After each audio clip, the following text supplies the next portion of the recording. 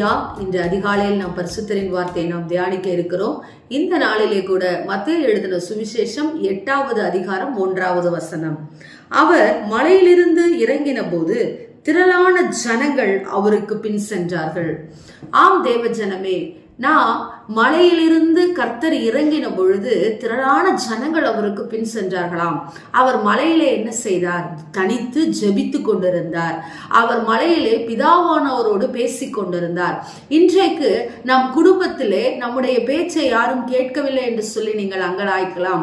என்னுடைய பிள்ளைகள் என்னுடைய பேச்சை கேட்க மாட்டேங்கிறார்களே என்று சொல்லி நீங்கள் அங்கலாய்க்கலாம். என் குடும்பத்தை வழிநடத்த முடியவில்லை என்று சொல்லி அங்கலாய்க்கலாம்.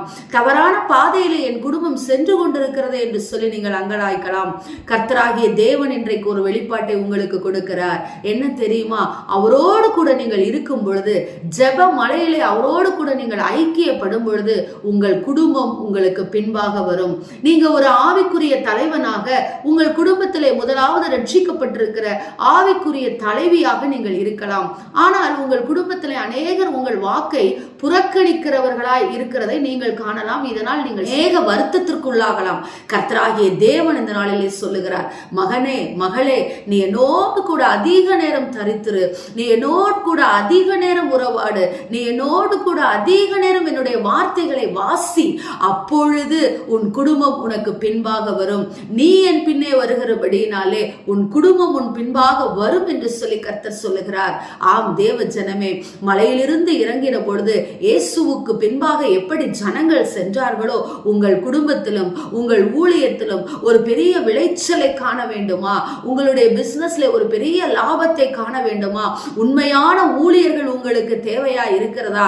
இன்றைக்கு தேவனோடு கூட தனித்திருங்கள், தேவனோடு கூட உறவாடுங்கள்.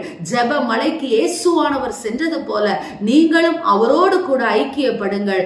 உங்களுக்கு பின்பாக ஆசீர்வாதம் உங்களை தொடர்ந்து வரும். ஆமேன், ஸ்தோத்திரம்.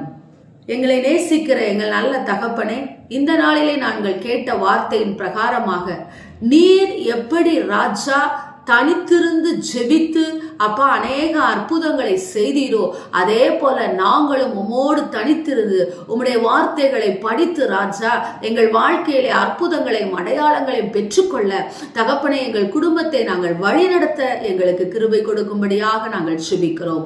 இந்த நாளிலே கேட்ட வசனத்தின் பிரகாரமாக அந்த வசனத்தினுடைய வல்லமை ஒவ்வொருவர் மீதும் இறங்கும்படியாக ஜெபிக்கிறோம். நல்ல பிதாவே, ஆமேன். Praise the Lord. ஹல்லேலூயா.